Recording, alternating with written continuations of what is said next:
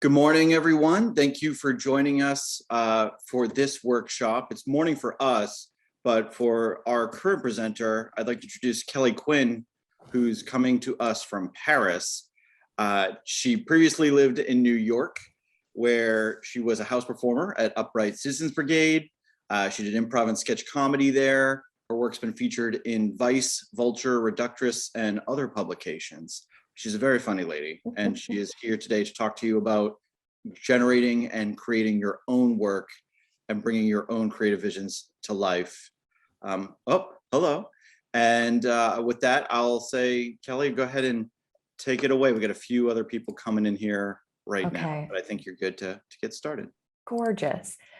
I just want to say thank you, Adam, for the introduction. Adam and Liz both organized this festival, have been such great advocates for, William and Mary alumni in the arts over the years. And Adam is a dear friend, and it's very fun to be here. Okay, I am going to ask, unfortunately, I hate to be a buzzkill, if you're comfortable putting your camera on so that I can see your face, I would love for this to be a little collaborative if we can. No pressure. If you feel like you look not your best, please know how much time it took me just to stage this. So there was a plant in my background instead of just like random garbage. So, wow, thank you. Casey, Olivia, Chloe, hello. Okay, cool. I'm gonna take myself off speaker mode because I truly hate that. Okay, hi. My name is Kelley. Like Adam said, I'm an alum, class of 2009. I studied English. In my sole, at all media related activity when I was in college and undergrad was, I was in 7th grade sketch comedy at William and Mary, which was the campus sketch group at the time. I think they're still plugging away. You're nodding. Do you know anyone in it? Are they still doing stuff? I remember having a couple friends who were in it, but I wasn't a part of it. I just know that at one point it kind of died down for a second, but people were trying to revive it. It was because of COVID. People were trying to revive it after that. Okay, cool. Wow, thanks for volunteering that. Cool. So yeah, in undergrad I did sketch comedy, and after I left undergrad, I moved to DC for a couple of years and did improv there. And then after I left DC, I moved to New York, where I became I took classes at a theater called the Upright Citizens Brigade Theater, which is no longer operating in New York. They still have theaters in LA.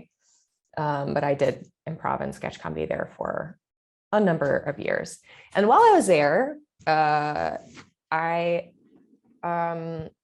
met a lot of really great people and started producing my own work. So that's mostly what I want to talk to you all about today. I don't know. I said in my little introduction that I would love if people came prepared with examples of things that they want to make. I don't want to put anyone on the spot, and I definitely have stuff to talk to you about. But in general, I'm really interested in helping people make the stuff that they want to make on their own.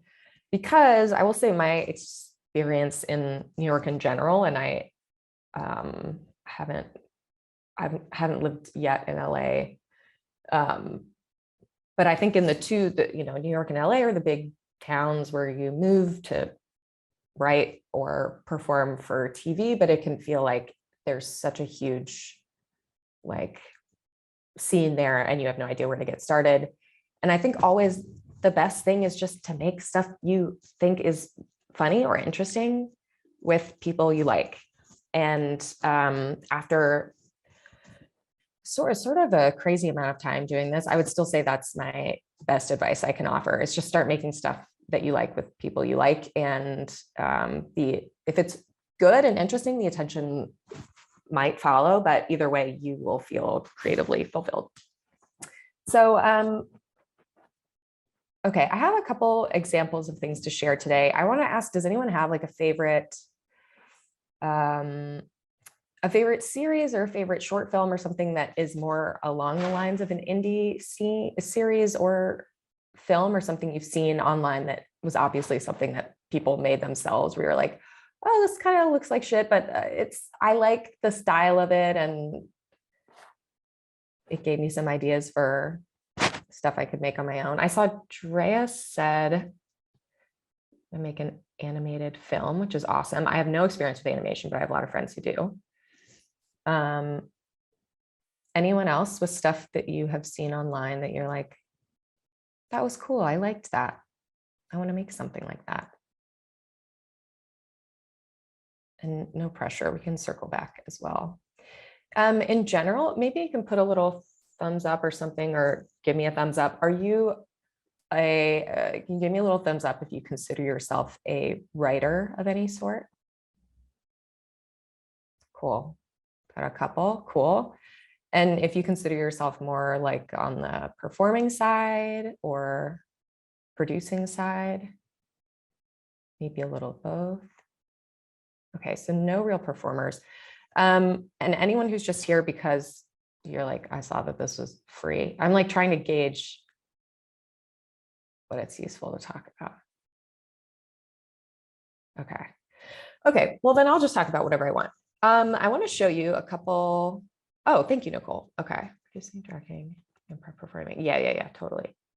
Improv is live. Still good to know how to produce a show, because unfortunately that is a thing that I've run into that maybe you all have also, is that like writing and creating in the creative sides of performing, and raising money for and producing and actually like putting on a live event or a short film or a series are not at all compatible skill sets. And honestly, very hard to find both in the same person. So a lot of creatives, myself included, find themselves in the position of having to finance or fundraise or produce or organize stuff that is like not at all within their wheelhouse. So that's what I want to talk to you about today. But first, I want to show you a couple examples of web projects from over the years. Some are super famous, some are not, well, maybe you wouldn't have heard of it all. All of them are indie web series, because that's specifically what I have experience in, web series and shorts, that I think are exemplary. And okay, I have to give myself permission to share my own screen. That rocks. Wow.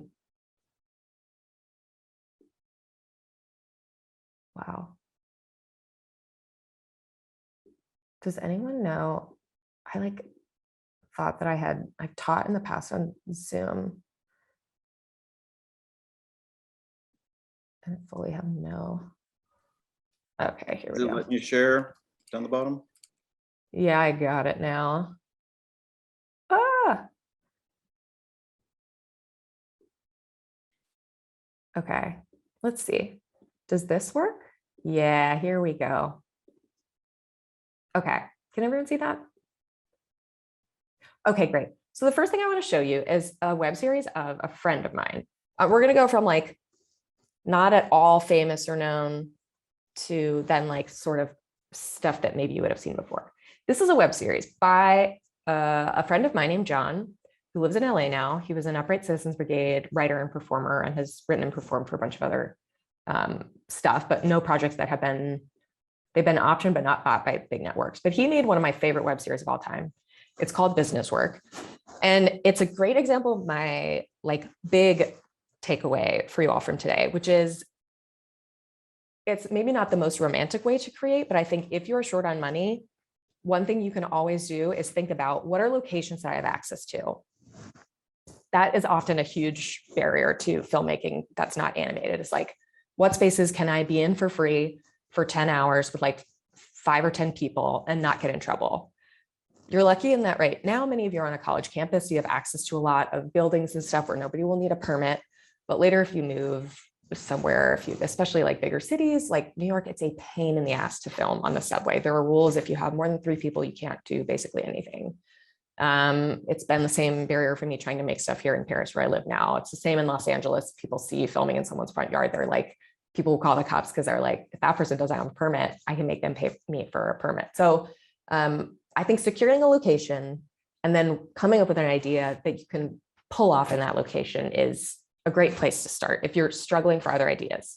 If you already have an idea and the locations are somewhat difficult to secure, that's like a topic for another day, where you probably have to talk to a real producer. But if you want to self-produce, I think picking a location, simple, cheaper, free location is a great way to start. So let me know if this plays without issues. This is just a web series where every sketch is filmed in an office, and the series is like each video is like an absurdist sketch.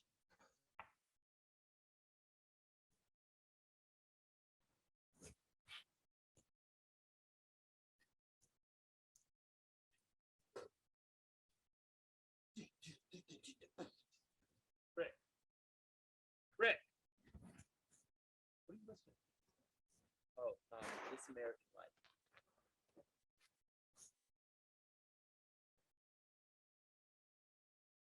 You love it, Okay, so basically all the sketches are like that. They're extremely short and stupid. But I like that because what do you need to do that? You need two people. It's one angle. It's not a lot of switching around. You don't need like any fancy camera equipment. I think they both had like lav mics instead, or maybe it was a boom. I don't remember. But you don't need a lot to make that. You just need one stupid idea that you want to blow out. And that's it. This, I would really recommend this web series. It's a great, very funny watch. And all of them are about that short. And it's a really fast watch as well. This next little thing I want to show you is, I'm sure that most of you have heard of Insecure, which is an HBO show by the very funny Issa Rae. But it started as a web series, and this is like, I want to say a decade ago. Maybe some of you have heard of it. It was called, in its early stages, The Misadventures of Awkward Black Girl. And when you watch this, like, especially if you're a fan of the HBO show, you'll be like, oh, wow, it's a real jump in production quality when you have money. But she didn't. She just had funny ideas. And I think that in this first episode, I think this is the first episode of her web series, there are two locations. It's her car, and then it's her house. And you can use those to great effect. So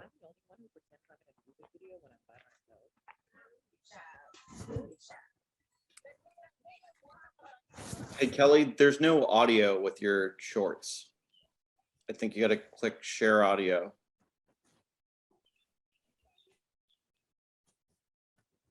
Oh.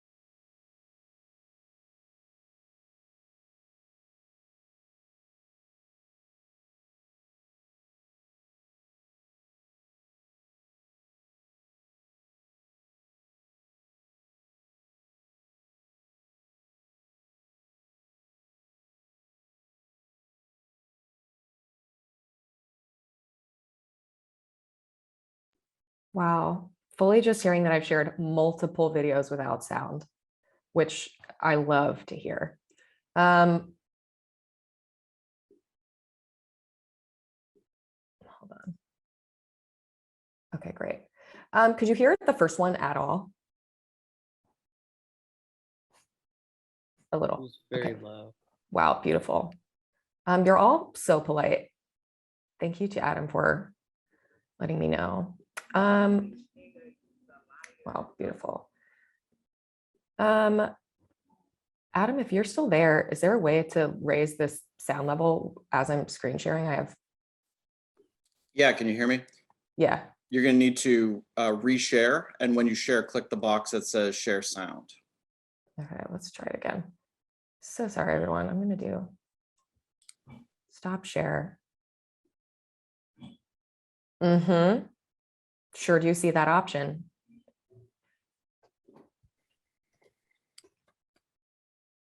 I'm curious why anyone would ever want to share a video without sound and why that is a setting that exists. Okay, cool. I'll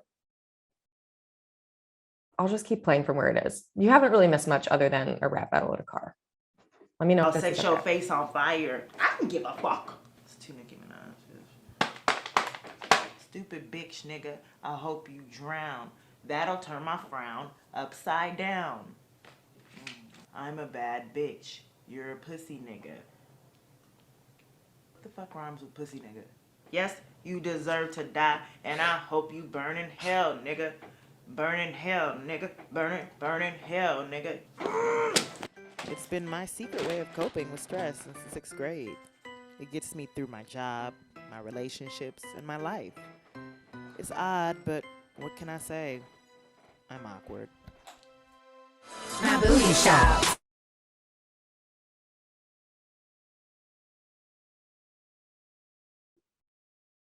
Great, beautiful.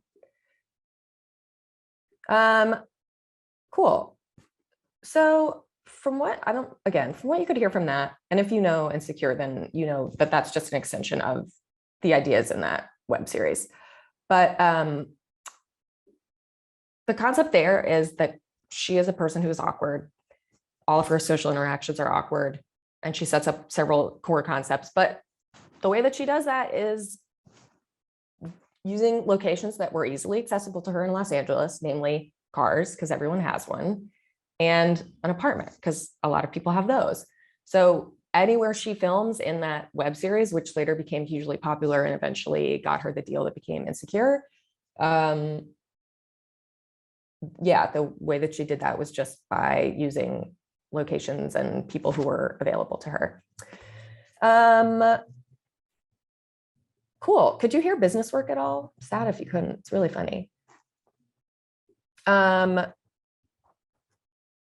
Now I'm going to play another web series that probably you have heard of because it is, once again, did become a television show. Share sound. Absolutely, Alan.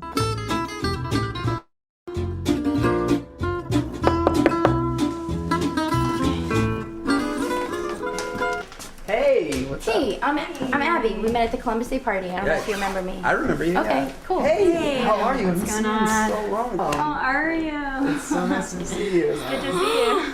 Mistletoe, Alana. I have always wanted to kiss someone under mistletoe, but I never have? No. Well, tonight's your night. Yeah, but I don't know anybody in here, and there's like. Abby, that's perfect. There's no one in here. Ab, we're the only girls here. This is fucking awesome. Dude, I can totally do this. Yeah, it's not a big deal. They look like fucking losers. Just You're right. I could kiss a loser. If anybody can kiss a loser, it's you. damn. Tropical joke.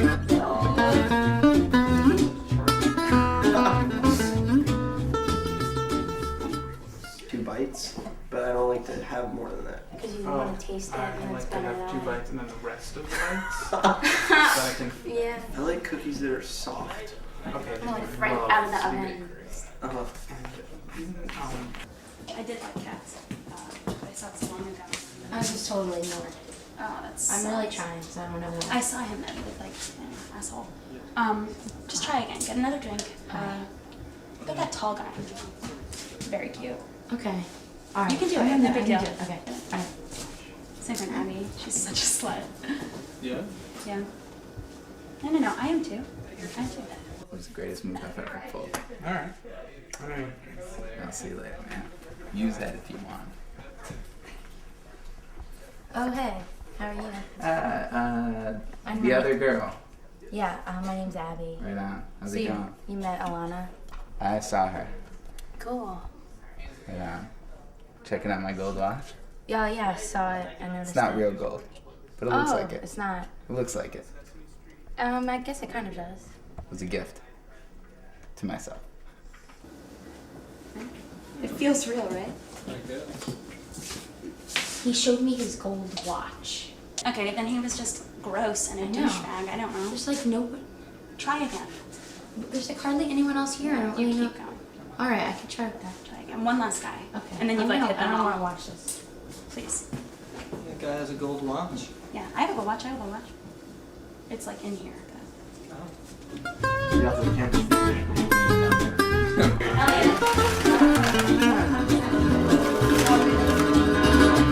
Sigourney Weaver really brought. Totally, yeah, she was so good. She brought it all. Yeah.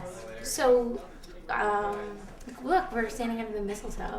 Yeah. It's crazy. It is. People usually kiss under the mistletoe. It'd be crazy if you did right now, just for fun. Not so It'd crazy. be crazy. It'd be kind of sweet. Yeah, I Yeah. think so too. This is my boyfriend. It's nice to meet you.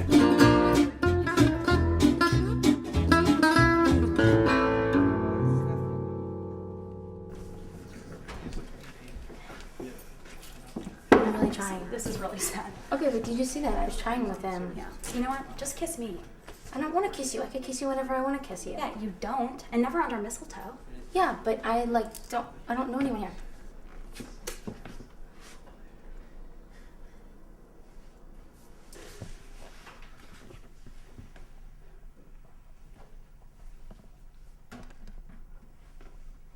This sucks. I think we should go. Let's go. Thank you. You know what, though? Like, I am happy that, like, I kissed you and instead of no one. Right? Just because it was, like, a good story and... Do you want to go back to my place? No. What? Are you kidding right now? Yeah, I'm gonna go back to my place. I mean, we could go back to my place. Great, beautiful. Anyone a Broad City fan? Yeah, they took that. Okay. Well, once again, those are gals who were at the Upright Citizens Brigade in New York, and they, as you can see from that episode, had a very low budget web series. That's one location. That's someone's apartment. That's a bunch of their friends, including Alana's brother, Elliot. That's, I don't know, probably 3 hours of just, it was a little more complicated than business work, the first one I showed you without any sound, because there are more angles and stuff and more people. So maybe it's a little more complicated, but in general, again, just picking one place and then an idea what they wanted to blow out, which is like Abby wants to kiss someone under the mistletoe. We're going to explore that in 3 to 4 minutes. Great. So last I'll show you a little peek, just so you feel like, oh, wow, this person isn't lying. She has done this before. Just for fun, years ago, I made a web series with a friend of mine who I also know from UCB. And it came about because I was dog sitting at the time in New York. I was dog sitting a lot to like make extra money on top of my day job so that I would have money to film stuff.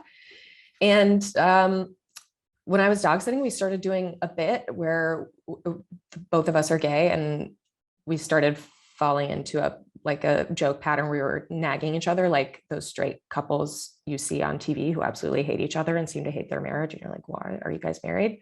And we were like, this is really fun. We should keep doing this. So we made a web series. It's called Straight Marriage. And we just did it truly anytime we could get together $200 to film a scene in a friend's apartment for free, or in a place where I was dog sitting, which is where this one was shot. And we would ask our friends to act for free, and we'd give them pizza. And we would pay, I want to say, which is not ideal, but it was what people were willing to work for. I want to say we paid the camera person to film and edit it, maybe $400 total and we would just shoot for a day. And as much as we could get done in a day, we would shoot. Chris and I split it between the two of us. And then we would sit down with them and help them edit it. And then we would have like a batch of 3 or 4 episodes to share every time. So I'll show you one of those. We asked our friend Patty, who is now a big TV star. She's on Shrill. She was in The Lost City with Sandra Bullock. We asked her to come do an episode, and I'll play that for you. And I think we can add a little touches here and there and really turn it into an elegant little quiet. Ooh, fun. Oh, I love, as long as it doesn't cost me an arm and a leg. He's being tasteless. We're very rich, don't worry. Plus, if I were to lose my legs, I wouldn't be able to dance, and I wouldn't want to live if I couldn't dance. It's my passion. Okay, well, if you love dance so much, why don't you marry it? I wish I could. I wish I could leave you and marry dance. I really do. I hate it here. I got me. But I am very good. Would you want to see my moves sometime? No, I don't want to see that. I have a painful relationship with dance. I'll just say it. My husband shot me in both of my feet in 2017, and now I can't dance. That's nice. Can I talk to you for a second, please? That was very recent. We're still together. Wow, it sounds funny though. It was really funny at the time, but now I regret it. I'm gonna get to work. I don't like the way you're looking at our event planner. I think you're flirting with her. I'm just looking at her. You're like ogling I do her. every- I'm not ogling her. I'd like to show you some of my moves sometime. Well, you know what? I bet you would, mister. I want her out of my house. You tell her to leave. I will tell her to leave when you learn how to trim a fucking Christmas tree. Are you fucking kidding me? Now I'm stressed out. Now I need a brewski. Are you happy? Well, I'm all done. Corn, huh? Wow, you're good. A lot of people don't know this, but corn lasts all the time. I don't mean to pry, but is everything okay? I know that things can be weird sometimes when I start a new job and there's a man around, because I'm a beautiful woman, and you know men can't resist the smell of a woman's. What? You know? Are you gonna make... I don't know if I know what you're saying. Are you gonna make me say it? My the smell of my Oh, God. Well, you know, it's not even that. It's just a hard time of year for my husband and me. He's back and forth to Hong Kong about 8 or 9 times a week now for finance reasons, and it's just stressful. I have a finance husband, too. No. Yep, and he loved money more than he loved me. Shut up. Yeah, and that's... he left, basically. He's gone all the time, and that's why I do this. Unreal. We have so much in common. We have almost nothing in common. I don't know. No, very little. All right, enough cat fighting. Scooch, scooch. Okay, we actually weren't catfighting. We were forming a powerful female friendship. And you know what my new friend Patty told me? I don't have to put up with your bullcrap anymore. You have to choose between me and finance. I'm not spending one more Christmas Eve on the Delta website hoping you're not in the middle of the ocean. Oh, so now it's up to me to teach you how to refresh a web page? Okay, I'm sorry, I don't want my husband to end up in a castaway situation. Oh my God, I love the movie Castaway. I also... Great. Cool. So I'm stopping that early because we hit the halfway mark, and you get the idea. Basically, just acted like straight people in an apartment that we got for free with a friend that we did not pay to do the web series. I think what I want to do now, if you all are comfortable, is if anyone brought something that they want to share to talk about, or an idea they've been ruminating on, for something that they want to make, either you feel totally confident making it and you feel like, I don't need your help, but I just want to share, or you feel like, oh, I have specific questions about renting equipment or getting something done. I would be happy to hear those now. I think my only other hard piece of advice that I would say is think about how much you can reasonably pay to get something made. Because I do, at the same time as I feel like I completely understand and have lived the experience of being a struggling artist, not a ton of money, disposable income for creative projects. I do feel it's also important to pay people for their time to the extent that you can. Creative work is labor, even if it feels more fun than like going to be a barista for the day or whatever. That I think you can pay people in money, you can pay people in food, you can pay people in favors. But if you have money, I would say determine your absolute like max budget for a day of shooting, or for a couple of days of shooting. Start with a location that's free, because I think locations are the easiest costs to cut out. If you can pick a location and then tailor your idea to that place, as I've already said, I think that makes things a ton easier. But figure out your budget and then break it down. And I think especially if the people you're asking to work with you are your peers, which mine always were, I think if you move to a city, or if you're on a college campus, for example, right now, you have so many peers who would be happy to work with you, and they're probably in the same boat as you are, creatively and financially. It's the same if you move to Chicago after school to pursue, a career in entertainment. It'll be the same in New York, it'll be the same in Los Angeles, or in a lot of other, there are a lot of smaller American cities with really great, thriving artistic communities. Richmond, Virginia, Austin, Texas, Atlanta has a huge film scene now. Philly and Pittsburgh both have big film and TV scenes. So, and you can also always start a creative community wherever you are. But I think my tip would just be to find those people, and then figure out how much money you can afford to spend on something, and then be honest with them about your budget and say, hey, between the two of us, for example, Chris and I, for that one day of shooting, I think we told our camera person, like, hey, we have $500.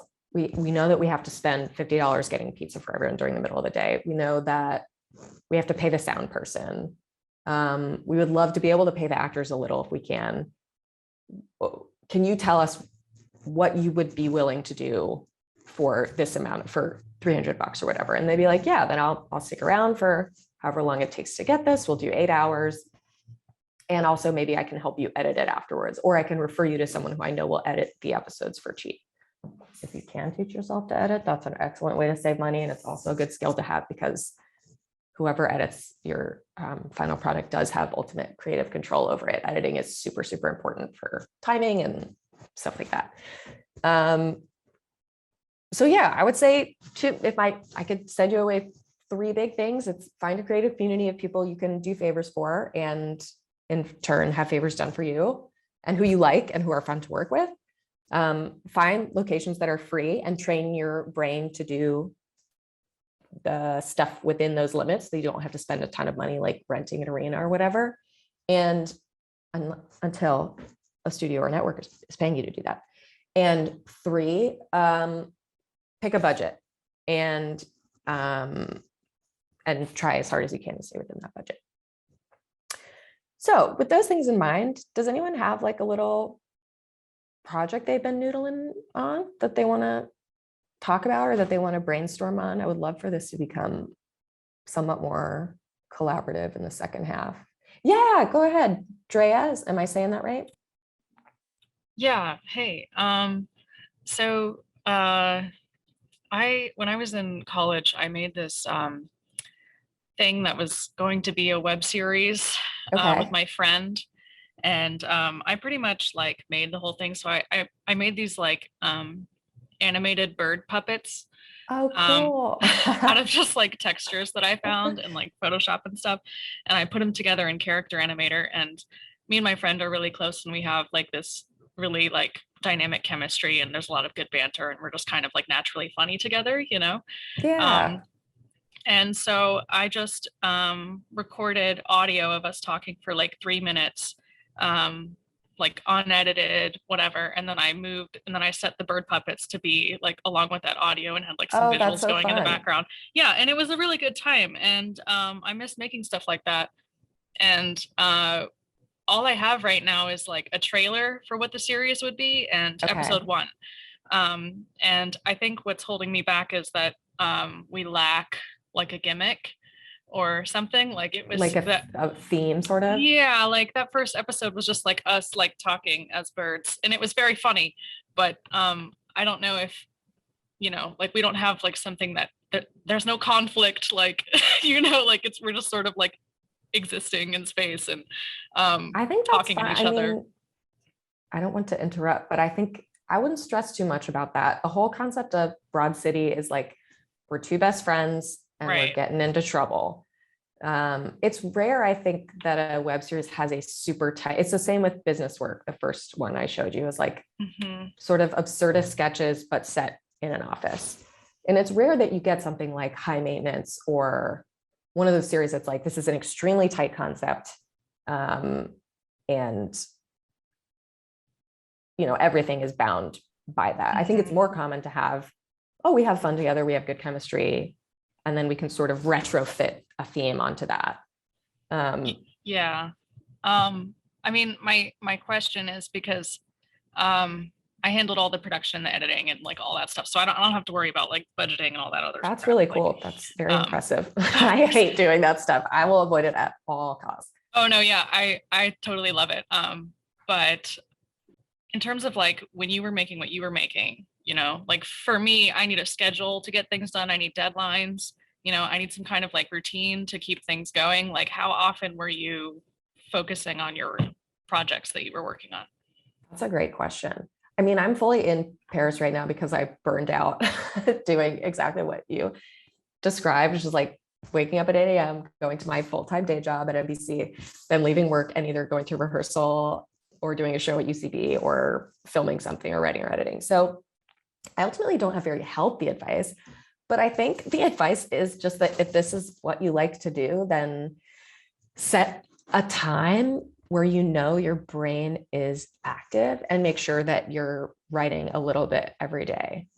There's a really, James Cameron's wife, the like director, James Cameron's ex-wife, wrote this really great book called The Artist's Way that is very corny, a little bit spiritual, but a really good creative I have practice book. Okay, so you know, Yeah, Artist's it's Way. great. I mean, there's no substitute for just waking up and making the time. And you know, Drea, it sounds like you're familiar with this, but for anyone else, her core tenets are A, you wake up and you write 3 pages every day. It's called morning pages. It could just be, I'm writing today, I'm writing today, I'm writing today, I'm writing today. Or it could be a dream you had. It does not have to be like a profound creative work. We're not, you know, nobody's accomplishing Proustian levels of prose in their morning pages. It's just like a dump. But I did notice when I was most active in doing my morning pages that I was like, oh yeah, ideas start to form in there. But it is about the practice of taking a little time every day. Because if you wait for, you know, inspiration to hit or whatever, it just, I think you often find, or I often do, that life pushes it out of the way. But if you take time every day for like routine creative practice, way easier to get stuff done.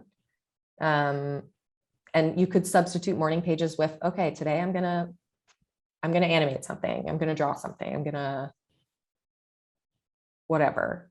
And I don't know if you're still in good contact with the friend you made that with, but Oh yeah. I think COVID has made it so much easier to make content from a distance. And I think the expectations have lowered a little bit in terms of production quality because it's not safe typically to record in person or to film in person right now. It's really hard to do a legitimately COVID safe production, even still with vaccines.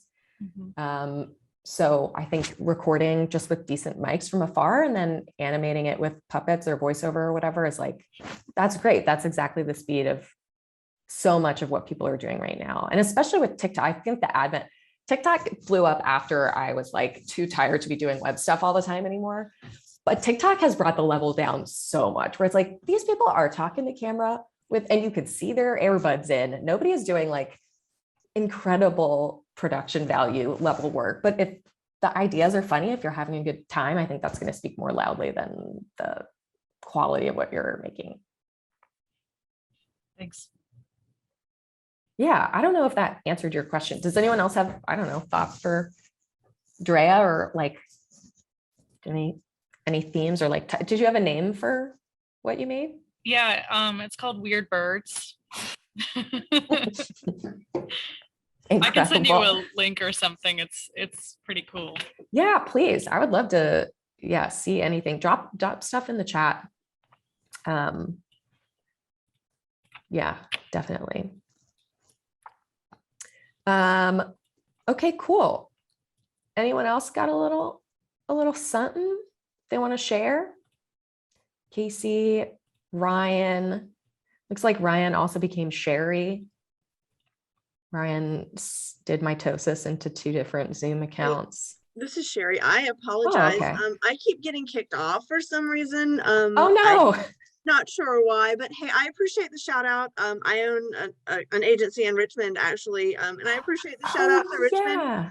And that's the other thing. I mean, please, reach out to your resources. I'm William and Mary 97. So, and I've got, like I said, an agency in Richmond, and I would love to help anybody who may need some assistance as far as people. I do the people stuff.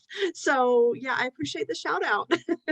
Yeah, that's so nice. I think definitely also William and Mary is a freaky school. And if you're still in school there, you don't know yet the depth of the alumni network and the freakish loyalty that alums feel to each other, because there are not a lot of us in the entertainment industry. There's like the ones you hear about are Glenn Close and Jon Stewart, and there are a lot more, but they're all doing different stuff. Right. And those people are so famous that they feel like absolutely impossible to reach. But there are so many more of us in the different levels and in different places. And I think you do a little cursory search of the alumni database or whatever the Career Center has now. I don't know. I found a bunch of people that way. I found Jenny Hagel that way, who is now working for Amber Ruffin's show. And before was at Seth Meyers, or maybe she's still doing both. There's a casting director in New York who I didn't know until later was a William and Mary casting director. And then once he found out that I was an alum, I was doing okay auditions for him. And then when he found out I was an alum, he was bringing me in for way more stuff. Because he was like, yes.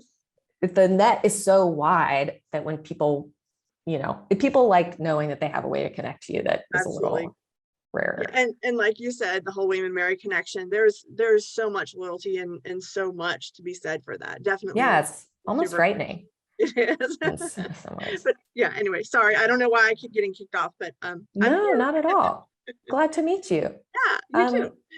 Chloe, you got something? Hi, I don't have any projects right now. That's all right. But I'm going to call Casey out and say that we are really close friends and we want to start making content. Okay, but I just had a couple. Casey's lurking there, pretending like he doesn't got anything to say.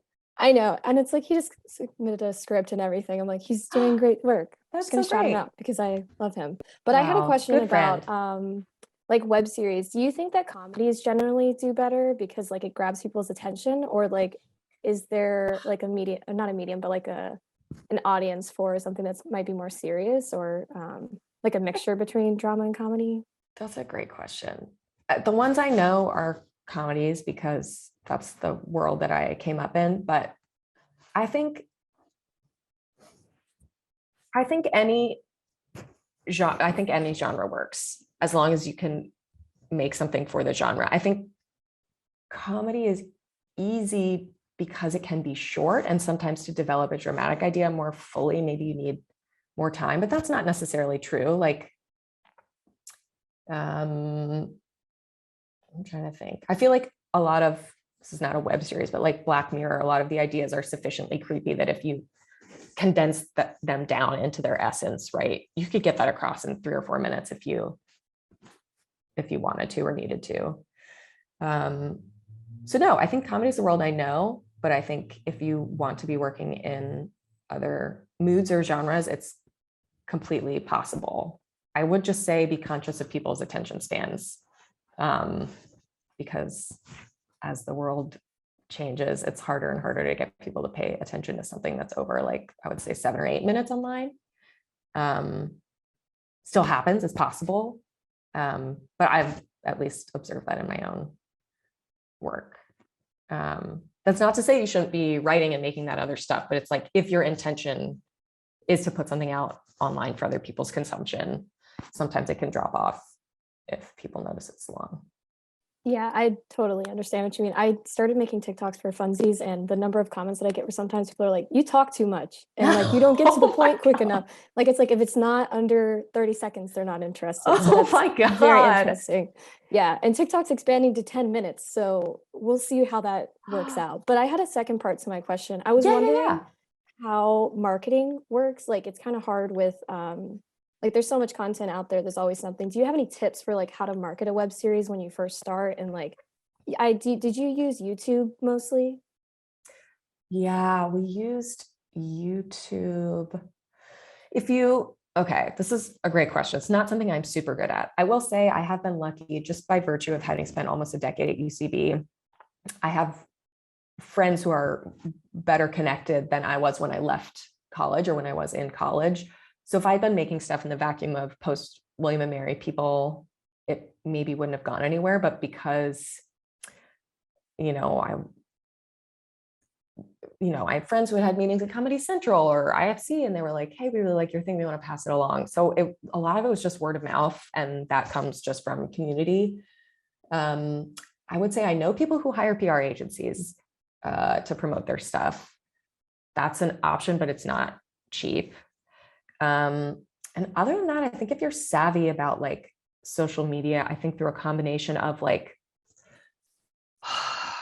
eyes rolling back in my head as I say this, but like regular posting seems to work. I suck at social media. I hate it, but it is unfortunately reality of our world where if you're like me and you're like, oh yeah, I haven't been on there in a while, like people are like, who is she? And they unfollow you. But if you have a regular schedule for posting, if you film something and you break it up into longer chunks and then say, okay, every Monday at this time, you know to check back here for this. I think that caters into something in people that wants regularity and logic or something to look forward to at least. So if you're self-marketing, I would say, yeah, start social media handles for the thing and then be regular about posting about it. And that's my honest to God only maybe helpful tidbit that I have. And I wish that I could be better at it because it's absolutely very important. Yeah, thank you so much. Oh yeah, of course. Thank you for being here. Livia, are you, sorry, I'm not trying to call people out directly, but what are you working on right now? Anything or just curious, just testing the waters? Yeah, I'm just curious. I'm actually the digital editor for like Rocket magazine on campus. Oh, cool. So, which is fun. And so I've just been really focused on, I just filmed the behind the scenes of their shoots and they have such cool production stuff. Okay, can you link us? What's their like angle? What's the focus of Rocket? Let me find, it's like the fashion magazine. Wow, okay. But yeah, I'm not really writing or doing anything right now because I don't really have time, but I will link it. Yeah, please. And yeah, no pressure. I don't understand how anyone has time at William and Mary to do other stuff. I mean, I had time to do comedy, but my grades were not good. And that's how I made time. But like, yeah, I don't know how anyone makes time at that school to do anything. And I have a question. Did you go to grad school? I did not. Okay, cool. No, I took too many classes at UCB, I would say. So I feel like, oh yeah, I took probably a master's worth of classes in improv and sketch in New York, but no, I never went to graduate school. But I think, again, my focus here has been like low budget ways to accomplish what you want, but another way definitely to meet people and have access to like higher quality equipment is definitely to go back and do a master's in film. Like 1,000% people at film grad schools make a lot of really cool looking stuff. Okay, we have a question. So how I got into Upright Citizens Brigade, I was a big fan of Saturday Night Live back in the like Amy Poehler, Maya Rudolph, Kristen Wiig, Tina Fey days. And I knew just from being an obsessive fan of SNL at the time that I wanted to either move to Chicago and do Second City when I graduated, or to New York and perform at Upright Citizens Brigade, which is the improv theater that Amy Poehler started with a couple other former Chicago friends.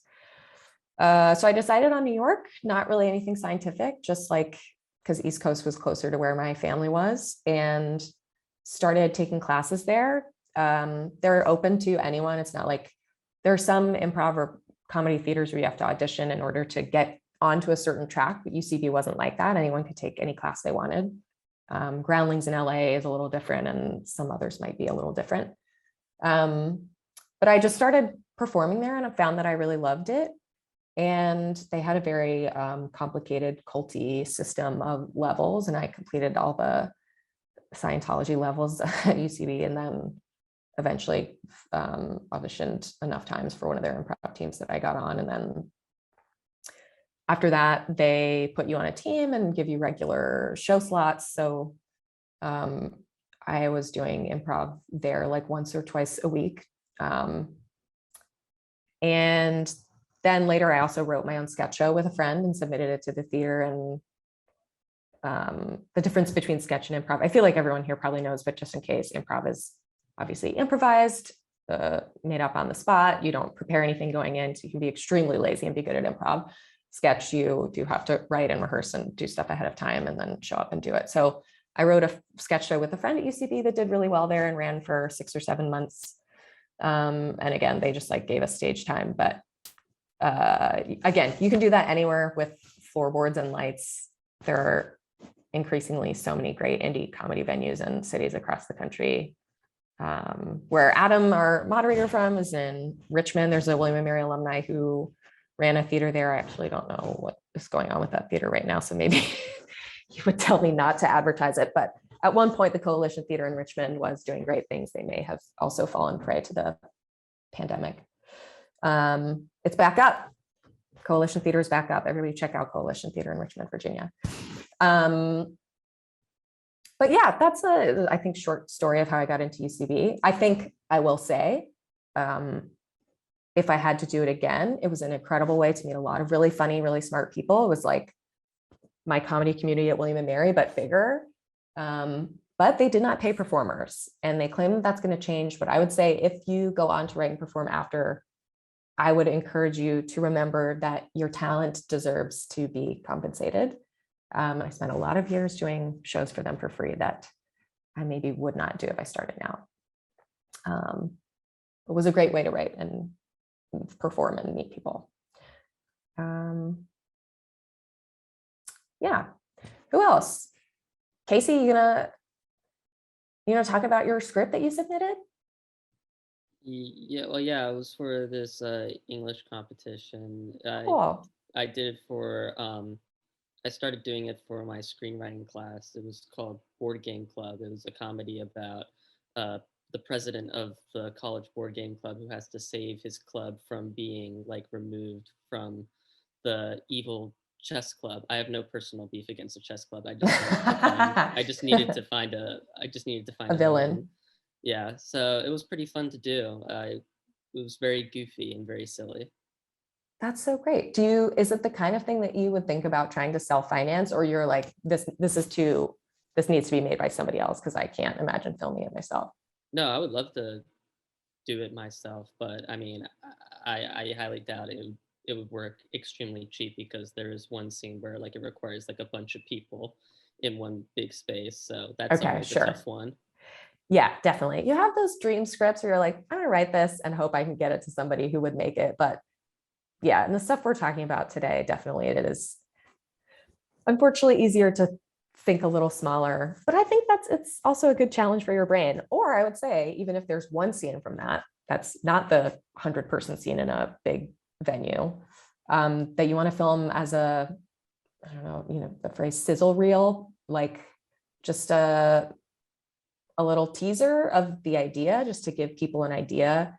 I find that I'm very negative about the entertainment industry. I think a lot of people are really stupid and lazy, and they don't have a good imagination. So if you can show them what your project looks like rather than giving them a script to read, that often works great. I think that's why you see people who are doing really well on social media start to show up in films and TV. It's because casting directors, no offense to Sherry, who I'm sure is not bad at her job, but casting directors are like, I don't know what to do with people.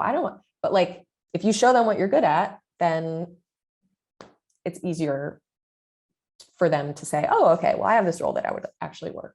And in the case of your film, like you show them, oh, this is the vibe of the scene encapsulates the vibe of what I would want to make. And you put it out there and it gets a good response, then you have a full-length script to be like, and actually, here you go, this is ready already. Yeah, that's like a great way to operate. What's the Bel Air? Oh, the French Prince reboot? Yeah, it started off as just like a trailer that someone made where they had like a couple different clips that they had shot, and then it came on Will Smith's radar and it got picked up and turned into a full series that's now on Peacock. See? Yeah. That's crazy. Stupid stuff like that happens all the time. I think I think people really respond to knowing that you feel strongly about something. Unfortunately, anything I've done that's ever gotten attention has been the dumbest, shortest thing I've ever thought of. And I was just having real fun doing it by myself or with a friend. And people respond to that. Like Drea, you were saying with your Weird Birds web series, it's like, yeah, people like to see people are having fun. How else do you explain the podcast boom? Just like people talking into a microphone. But if they have good chemistry and it's fun to watch or to listen to, people respond to that. Oh, great. Okay, great news from Kristen here. We also have an alum working in growth marketing at Peacock, and she said, and she helped promote the Fresh Prince show. Cool. Yeah, so remember, plug that network. You never know. Ryan, Nicole, Summer, any other thoughts, questions? If not, then I'll give people back their 3 minutes. But oh, cool. Okay, thanks, Nicole. Yeah, guys, keep at it. If you like it, you should do it. I think making stuff that makes you happy with people who make you laugh is like one of the great joys of life. And regardless of whether it ends up on people's computer screens or on a TV screen or on a film screen, like it's sort of immaterial, because leaving stuff in other people's hands can be frustrating and can feel really dispiriting. And especially as someone who spent the better part of a decade in New York, doing all the industry meeting stuff and sort of feeling disappointed by gatekeepers over and over, I think I've come around to like, oh, you just make stuff you like with people you like. And that's all you can control is the work that you put into it. So I really enjoyed hearing about the projects that you're working on, and I hope you keep up with it. And I'll put my Gmail in the Zoom chat. If you ever want to talk or have, stuff you want to bounce around with someone, happy to keep in touch.